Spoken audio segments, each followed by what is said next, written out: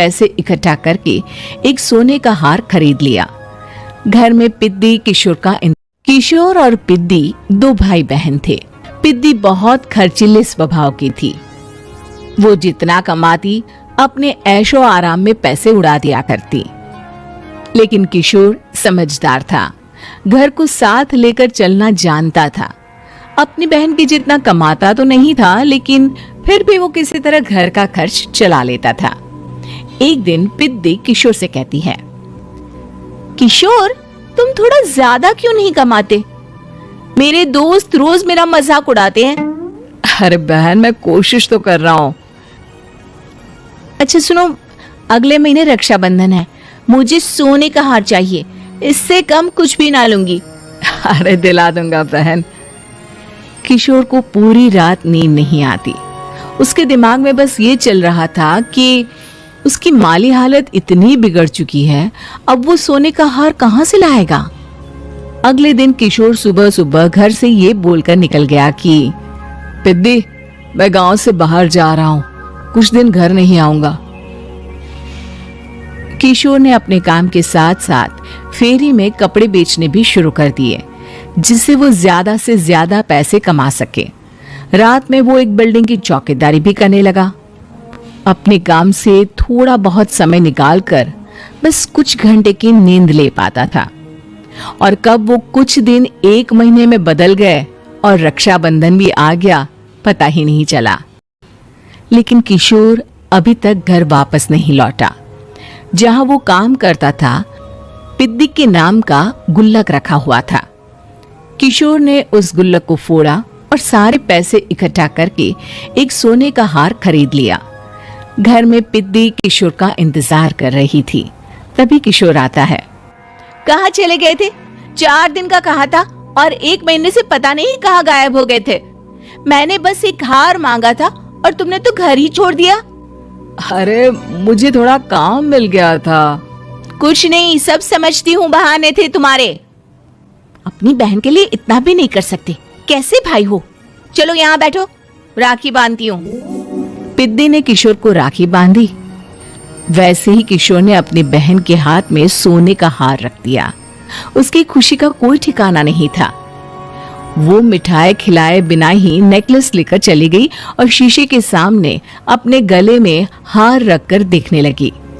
किशोर ने लड्डू उठाया और खुद ही खा लिया। ऐसे कई साल गुजर गए। एक दिन पिद्दी की नौकरी छूट गई। अब वो पूरी तरह किशोर पर डिपेंड हो गई थी। आए दिन किशोर को अपने महंगे महंगे शौक गिनाकर उससे पैसे मांगा करती थी। किशोर, कुछ पैसे देना, मुझे पार्लर जाना है। किशोर बिना कुछ बोले उसे पैसे दे देता। ये क्या, 500? अरे इतने में तो मुझे पार्लर में एंट्री मिलेगी बस। अच्छा, देता हूँ ना ज्यादा। वे कैसे भाई हो, अपनी बहन के लिए इतना भी नहीं कर सकते। किशोर ने जेब से 2000 का नोट निकाला और उसे दे दिया। किशोर गरीबी में रह लेता था, लेकिन अपनी बहन को कभी कोई कमी नहीं होने देता था। बेटा, पिद्दी तुम्हारी बहन है, उसे कभी किसी चीज की कमी मत होने देना और उसका ध्यान रखना, क्योंकि भाई का फर्ज होता है अपनी बहन का ध्यान रखना। किशोर ने माँ की कही ये बात हमेशा के लिए याद कर ली थी। शायद माँ की इसी बात की वजह से किशोर पिद्दी की हर जिद पूरी करता चला आ रहा था। किशोर, आज मैं अपने दोस्तों के साथ पार्टी करने जा रही हूँ, मुझे कुछ पैसे दो ना। किशोर पिद्दी को समझाता है, लेकिन पिद्दी नाराज होकर चली गई और अपने कमरे में सुबक सुबक कर रोने लगी। किशोर अपनी जेब से कुछ पैसे निकालता है और पिद्दी को दे देता है। किशोर खुद कभी अच्छे कपड़े नहीं पहनता, लेकिन पिद्दी को राजकुमारी की तरह रखता। पिद्दी के जाने के बाद किशोर अपने काम पर निकल गया। एक तरफ पिद्दी अपने दोस्तों के साथ मस्ती कर रही थी, तो वहीं दूसरी तरफ किशोर पैसे कमाने के लिए कड़ी मेहनत कर रहा था। कुछ और दिन ऐसे ही बीत गए। एक दिन पिद्दी एक लड़के को लेकर घर आई और उसे किशोर से मिलवाया।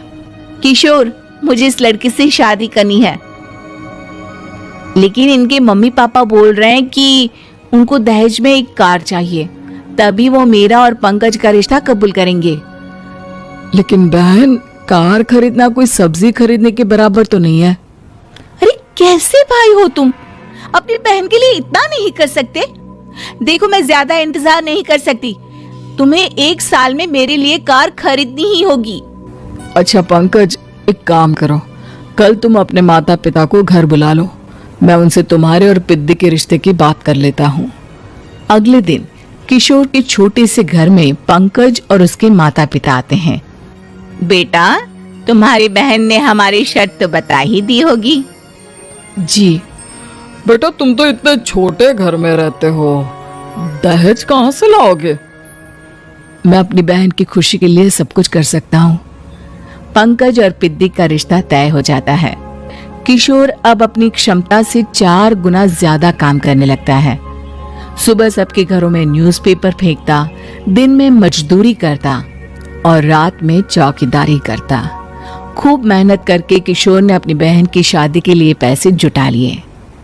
उसने अपनी बहन के लिए कार खरीद ली। जब वो पिद्दी के ससुराल वालों से मिलने गया तो उन्होंने किशोर से और पैसों की मांग की। इस बार किशोर हार चुका था। पिद्दी माफ करना, मैं तुम्हारी शादी उस लड़के से नहीं कर सकता। वो लालची लोग हैं, उन्हें सिर्फ पैसों से मतलब है। देखो किशोर, मैं पंकज से ही शादी करूंगी। क्योंकि पिद्दी ने तो किशोर की बात न मानने की जैसे कसम खा रखी थी। किशोर ने पंकज को घर बुलाया। पंकज, तुम अपने माता पिता को समझाते क्यों नहीं हो? भैया, वो हमारी शादी के लिए मान गए, मेरे लिए तो यही बहुत बड़ी बात है।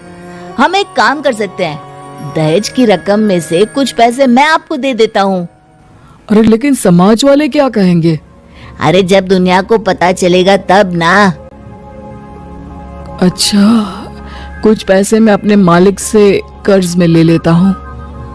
कुछ पैसे पंकज देता है, कुछ वो कर्जा लेता है और अपनी उम्र भर की कमाई वो अपनी बहन की शादी में लगा देता है। आखिर में पंकज और पिद्दी की शादी हो जाती है।